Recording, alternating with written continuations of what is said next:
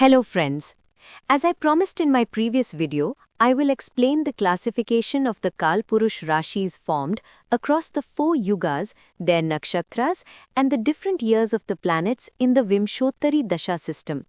But before that, I felt it was necessary to give you the proof, or rather the foundation, based on which I have solved the puzzle of these Dasha years. Today, we will understand 3 critical subjects. The first subject: how old is humanity? The story of the universe begins with the Big Bang, about 13.8 billion years ago.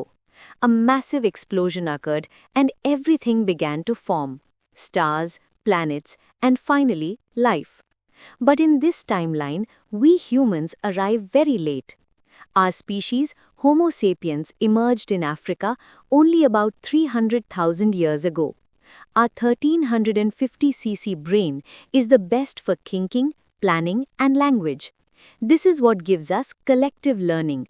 We learn together and share knowledge from generation to generation. This science of astrology is also a prime example of that collective learning. The second subject: the world bound in 7 phases. Both ancient science and modern biology agree that the process of life passes through 7 distinct phases. Let's decode this. Phase 1. Generate. Every story starts from zero. This is the moment when something begins to form from nothing. There is no form yet, just the birth of a possibility. Phase 2. Existence. Now that possibility has become a reality. It has gained a physical form, it is in the world, and holds an identity separate from its environment. Phase 3. Change. Life cannot remain static. After coming into existence, change is inevitable. This is the hardest phase. To grow, one must break. Cells divide, and the organism begins to mold into a new form. Phase 4. Grow. And then comes the golden era of life. That tiny effort has now reached its full potential. It expands, learns, and experiences. This is youth, this is power. It deepens its roots and strives to touch the sky with its branches. Phase 5. Degenerate. However, the wheel of time never stops. What has reached the peak must also descend. This is the law of nature. Here, cellular repair slows down. This is aging, where growth stops and decline begins. Phase 6. Evanish. And then comes the moment when the physical form gives up. All biological functions stop. Life has vanished. Phase 7. Rest. This is not the end, this is completion.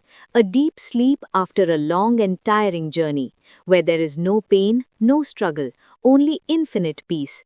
The energy has returned to where it came from, waiting to create something new again. Based on these very 7 phases, the nakshatras merged with the Kalpurush Rashis across the 4 yugas. The third and final subject: the meaning of words. Astrology is a limb of the Vedas. We often look for the meaning of nakshatras in standard dictionaries, which is incomplete. To understand the Vedas, we need the Nighantu and Nirukta. For example, take the Hasta Nakshatra. In common Sanskrit, it simply means hand. But in Vedic Sanskrit, it also means elephant. When we understand Hasta as an elephant, all the qualities of an elephant apply to that nakshatra, like moving in a herd, being in its own rhythm, and caring for the family without fearing for its own life. Therefore, I felt it was essential to share these 3 points because in the upcoming videos, these will serve as the foundation. We will meet soon to unravel the mystery of the yugas and nakshatras. Until then, Namaskar.